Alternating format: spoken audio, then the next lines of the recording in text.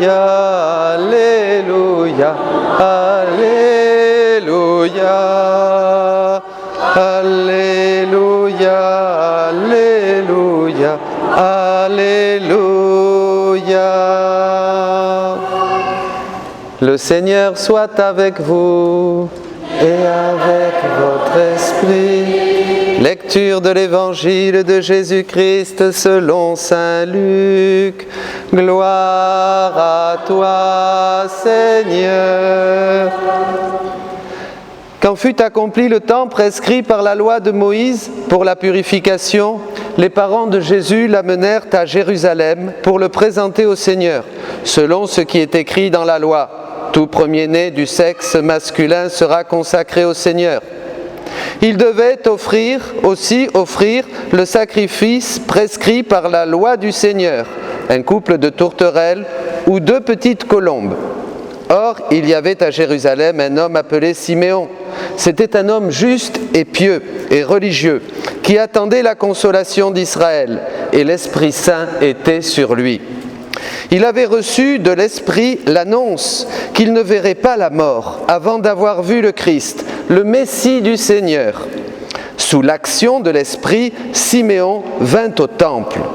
Au moment où les parents présentaient l'enfant Jésus pour se conformer au rite de la loi qui le concernait, Siméon reçut l'enfant dans ses bras et il bénit Dieu en disant : « Maintenant, ô Maître souverain, tu peux laisser ton serviteur s'en aller en paix selon ta parole, car mes yeux ont vu le salut que tu préparais à la face des peuples, lumière qui vient se révéler aux nations et donne gloire à ton peuple Israël. » Le père et la mère de l'enfant s'étonnaient de ce qui était dit de lui. Siméon les bénit. Puis il dit à la mère, à Marie, sa mère : « Voici que cet enfant provoquera la chute et le relèvement de beaucoup en Israël. Il sera un signe de contradiction. Et toi, ton âme sera traversée d'un glaive. Ainsi seront dévoilées les pensées qui viennent du cœur d'un grand nombre. »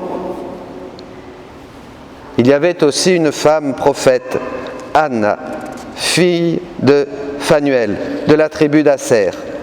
Elle était très avancée en âge.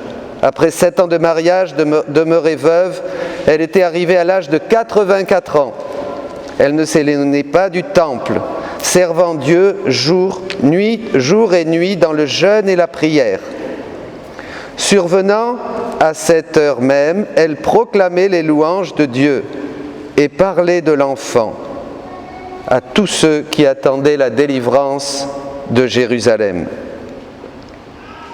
Lorsqu'ils eurent achevé tout ce que prescrivait la loi du Seigneur, ils retournèrent en Galilée, dans leur ville de Nazareth.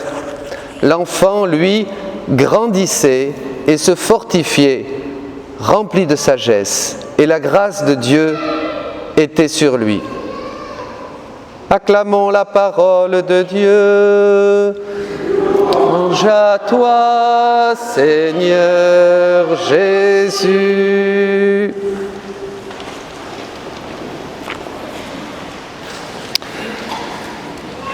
La Sainte Famille. Quelle belle famille! Jésus, Marie et Joseph. Qu'est-ce qui a marqué ma semaine, entre autres? Plusieurs choses. D'abord, par hasard, est arrivé dans mon courrier les paroles du Père Boulad. Vous l'avez sur YouTube, extraordinaire, cet Égyptien persécuté de 84 ans qui prêche à la France et qui dit la vérité d'une manière impressionnante. Ça m'a reboosté, ça m'a encouragé vraiment à dire la vérité, à crier dans le désert. C'est une des choses qui m'a touché cette semaine et surtout en cette fin d'année. Et ensuite, une deuxième chose qui m'a touché, c'est ces visages de mort. tous ces enterrements aujourd'hui. Pas tant le défunt qui est vivant, plus les gens qui l'accompagnent et qui sont complètement paumés à 80%. La situation lamentable de la France aujourd'hui au niveau spirituel. Et le Père Boulade, avec ses 84 ans, qui est écouté dans le monde entier, puisque ces vidéos se diffusent partout depuis le Canada, en des milliers et des milliers de visionnages, a bien raison. Il est persécuté par le gouvernement, bien sûr, par tout le monde, mais aussi il rend des gens heureux. Pourquoi? Parce qu'il proclame la vérité qui libère l'homme, la vérité sur soi-même, la vérité dont nous avons besoin d'entendre, mes frères et sœurs. Est-ce que vous voulez, j'ai écrit quelque chose pour l'année nouvelle, est-ce que vous voulez le changement? Moi je veux le changement. Moi je veux avoir une vie plus proche de Dieu et je veux voir des familles, des saintes familles où on vit, où le Christ est roi, où Jésus est proclamé comme le divin sauveur. Nous sommes à l'image et à la ressemblance de Dieu et Dieu veut nous introduire dans cette transformation. Est-ce que cette année vous êtes content de vous sur l'année écoulée? Est-ce que vous êtes content de ce que vous avez vécu? Est-ce que vous êtes content de votre rapprochement avec Dieu? Est-ce que vous êtes content? Est-ce que vous pouvez dire, oui, j'ai grandi dans le Seigneur. Oui, je suis plus proche dans la prière. Oui, je suis plus actif dans l'Église. Je me sens une âme remplie de feu pour faire connaître l'amour de Dieu. Je suis missionnaire et cette année encore davantage. Est-ce que vous voulez ça? Moi, je rêve d'une paroisse ici où tous, je connais un prêtre près de chez moi, là-bas, à la Teste, qui a dit « J'ai besoin de 15 personnes la semaine prochaine. » Et il y a eu 15 personnes qui sont arrivées pour faire la catéchèse. Incroyable. Sylvain Arnaud, bravo. Dieu le bénisse. Est-ce qu'on peut faire ça? Est-ce que vous voulez, comme dit le Père Boulade, vraiment un changement et trouver des structures qui nous permettent de mettre le feu dans ces villages, le feu de l'amour de Dieu, et que notre paroisse, comme j'en ai vu tant dans ma vie missionnaire, soit embrasée de l'amour de Dieu, des jeunes qui forment des groupes de prière, qui vont frapper aux portes, des couples, des anciens, des grands-mères, des grands-pères qui prient le rosaire, qui sont tout donnés à Jésus. S'il n'y a pas ça, mes amis, la France en a pour moins de 50 ans pour sombrer complètement, et l'Europe aussi avec. On est fini, il est moins 5. Vous entendez, il est moins 5. C'est pas le moment, comme dit Thérèse, de s'occuper de petites histoires et de machins et de gribouillages. Il faut annoncer le Christ. Le Père Boulade disait, les musulmans attendent une parole de nous. Ils vivent une crise dans leur foi. La foi musulmane est au plus bas, évidemment, ça ne tient pas debout, théologiquement ça ne tient pas debout. Vous êtes d'accord avec moi, Eh bien il dit, ils attendent une parole des chrétiens. Je ne parle pas des extrémistes, je parle des autres. Ils attendent notre parole parce que nous avons la seule puissance de changer le monde qui est l'évangile de Jésus-Christ. Nous sommes les seuls. Ce que toi tu ne fais pas, personne ne le fera. Ce que toi tu ne fais pas, personne ne le fera. Et tu n'as que ces années qui te sont comptées, comme dit l'apôtre Paul, pour faire quelque chose. Il ne s'agit pas de se centrer sur nous-mêmes. Comme dit Saint Bernard, cette nature incurvée, on est tout centré sur son petit nombrilisme, sur ses petites propriétés, sur ses petites affaires, sur sa petite vie. On est centré sur nous-mêmes. Levez la tête, dit Jésus. Regardez, les champs sont blancs pour la moisson. Regardez. La moisson est là, c'est-à-dire qu'aujourd'hui, l'homme arrive à un vide existentiel tellement grand qu'il suffit qu'un jeune arrive et lui dise « Jésus t'aime, ouvre ton cœur, reçois-le, reçois le Saint-Esprit ». Vous pouvez faire quelque chose. Moi, ici, curé, je ne peux rien faire sans vous. Et je ne ferai rien d'ailleurs. J'ai besoin de vous. Pas seulement pour faire, mais aussi parce que vous êtes l'appui. Moi, je peux crier dans le désert et recevoir des coups. J'ai l'habitude et je ne me tairai pas, jamais, jusqu'à ce que je sois vraiment dans la gloire de Dieu et je continuerai à crier de l'autre côté. Bien sûr, il ne faut pas se taire. Le monde est un désert. Alors, la Sainte Famille, 3 points, ou 2 ou 3. Vous les avez résumés sur la petite feuille. D'abord, la Sainte Famille, elle veut nous introduire. Mais souvent, on est béat devant la Sainte Famille, le petit bébé, le petit poupon. On est là, on le regarde, il est joli, on sourit. Dites-moi, mes amis, la Sainte Famille, c'est un reflet de la Trinité sur la terre. La Sainte Famille, c'est une porte étroite. Je pense à cette, discuter c'est sûr, cette crèche d'un village, pas loin d'ici, où on dit, on ne comprend pas trop ce qu'il a fait, mais moi j'ai compris après. C'est discutable, mais c'est très bien ces barreaux, avec les péchés sur les barreaux, comme ça on ne peut pas accéder à l'enfant Jésus, comme ça. Il y a tous ces péchés, toutes nos tendances, toutes nos passions, toutes nos misères, tous nos caprices qui sont là, et une petite porte, où on peut rentrer, et là, voilà, c'est la petite porte qu'il faut trouver. On ne peut pas rentrer dans l'intimité de Jésus et Marie si on est plein de nous-mêmes. Il faut se vider de nous-mêmes. Si vous voulez Dieu, comme dit Saint Jean de la Croix, todo, nada. Il faut se vider de nous-mêmes, de notre humanité, de notre vieil homme. Il faut une vraie conversion.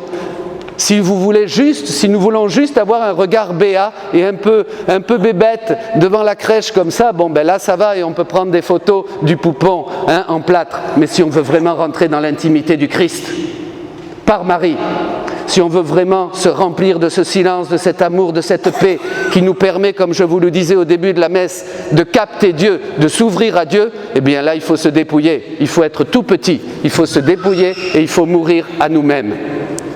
Voilà, c'est tout. Tout le monde peut le faire. Il n'y a pas d'âge pour commencer. On est jeune dans ces choses de Dieu de 7 ans à 90 ans. On est jeune tout le temps. C'est tellement bon de se donner à Dieu. Je demande au Seigneur qu'il touche vos cœurs maintenant, puisque vous êtes les prophètes de ces derniers temps. Vous les jeunes, vous les familles, vous les grands-parents, vous êtes ceux qui peuvent réveiller la France. Vous êtes ceux qui peuvent allumer ce feu dans votre cœur que Jésus veut voir brûler dans tous les cœurs. Alors, quand on analyse un peu la prophétie de Simon, c'est génial, de Siméon. D'abord, il faut voir une chose. Il a eu une révélation, du même genre que celle de Paul sur le chemin de Damas quand les écailles lui sont tombées des yeux. Vous vous rappelez ? C'est-à-dire qu'il attendait et il a été poussé par l'Esprit. Et poussé par l'Esprit, il a pris le bébé et il a vu dans le bébé la gloire d'Israël, le salut des nations, c'est-à-dire de nous. Il l'a vu.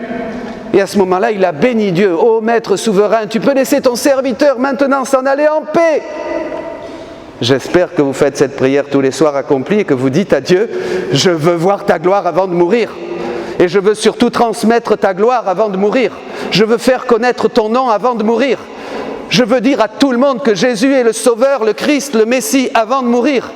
Si vous n'accomplissez pas ce seul commandement du Christ qui est à la fin de Matthieu, vous avez perdu le temps, du temps ici sur terre.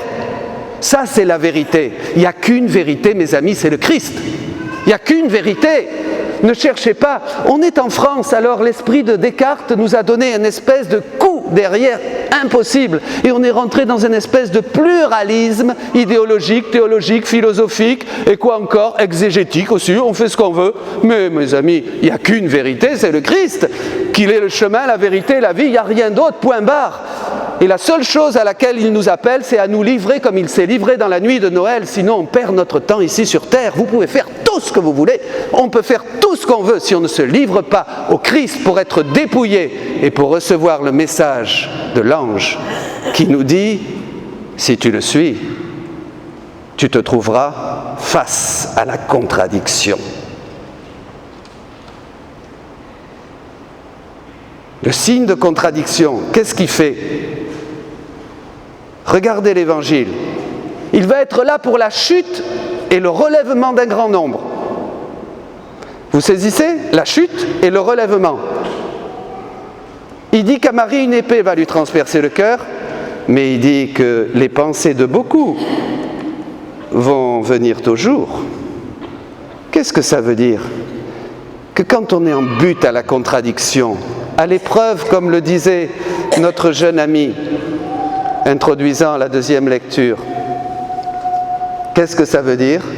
Eh bien que c'est là où tes pensées vont sortir et tu vas être obligé de choisir devant ce cri, devant cette annonce de l'Évangile, devant cette annonce du Christ, tu vas être obligé de choisir si oui ou non tu es pour ou contre Dieu.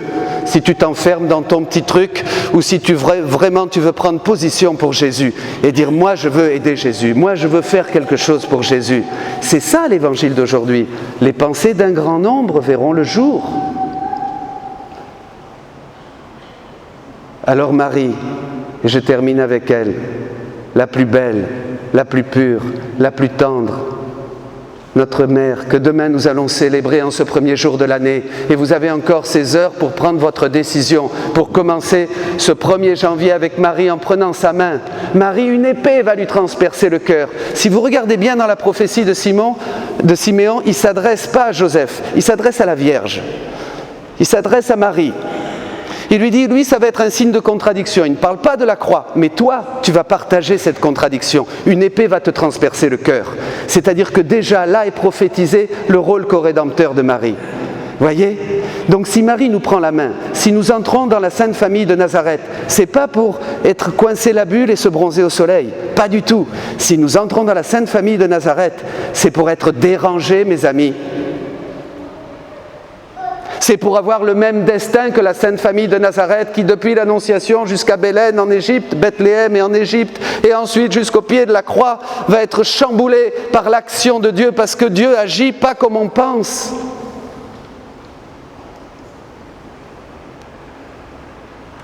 Marie nous dit à tous, demain, c'est le premier jour de l'année. Tu veux prendre ma main ? Je t'emmène avec moi. Je suis la première en chemin. Je t'emmène avec moi dans la danse de l'Esprit, dans le tourbillon de la vie trinitaire. Je t'amène avec moi, je t'emmène de Bethléem à la croix. Je te fais participer à la nature divine, si tu veux bien participer aux souffrances du Christ et achever dans ta chair, comme dit l'apôtre, ce qui manque à la passion de Dieu pour le corps qui est l'Église, pour tous ses frères qui se perdent de toute race, distinction, nation, de toute langue. Je t'amène avec moi. Vous vous rendez compte que vous êtes des rédempteurs ? Vous êtes des sauveurs, vous avez la puissance de Dieu, vous avez le sacrifice du Christ qui descend en vous et vous êtes capable de bouger le ciel et la terre et de faire trembler l'enfer. Il n'y a rien à faire qu'à dire oui, comme elle, et Dieu fait tout. Cherchez d'abord le royaume de Dieu et le reste vous sera donné par surcroît. C'est mon message de fin d'année à tous ceux qui écoutent. C'est mon message de fin d'année qui dépassera les océans. Et je dis la même chose aux Latins et la même chose aux Européens. C'est la seule chose qui compte aujourd'hui. Des chrétiens qui se lèvent et qui crient dans le désert. Et vous verrez les nuages se déchirer, comme dit Isaïe, et la gloire de Dieu descendre sur vous. Vous aurez la puissance. Ne cherchez même pas les mots. Dieu vous donnera les mots pour parler. Dieu vous donnera les mots pour défoncer les sophismes, comme dit l'apôtre au chapitre 10 de la première aux Corinthiens, et de faire tomber toute forteresse mentale, intellectuelle, tout mensonge qui vient de ce monde. Soyez prophètes, prenez l'enfant, laissez-vous embraser par l'esprit prophétique qui envahissait Simon et tant d'autres jusqu'au dernier temps, il y en aura. Et dites, Maître souverain, oui, je peux dormir en paix. Laisse-moi voir juste avant ta gloire dans l'enfant. Laisse-moi aussi porter cet enfant à toutes les nations, à toutes les familles, à tous mes frères, à toutes mes sœurs. Dieu vous bénisse. Ce dernier jour de l'année, je demande maintenant, Père, en ton nom, que l'Esprit de Dieu descende sur ces enfants, que l'Esprit de Dieu descende sur cette Église, descende sur ce secteur, descende sur tous ces villages, qu'aujourd'hui il y en a qui disent et qui sentent l'appel comme Simon qui s'est trouvé enthousiasmé et poussé par l'Esprit au temple, que beaucoup ici disent oui, te disent oui. La vie ne vaut que ton oui à Dieu. Le poids de ta vie, c'est le poids de ton oui. Comme celle qui a dit oui. Que la Vierge Marie maintenant nous prenne. Prends-nous, Mère de Dieu, tous dans ton manteau d'amour, dans ton manteau de tendresse. Dépouille-nous de tout ce qui nous empêche de nous approcher de l'enfant. Dépouille-nous de nous-mêmes, de nos égoïsmes, de nos idées, de tout ce qui est trop lourd, trop humain.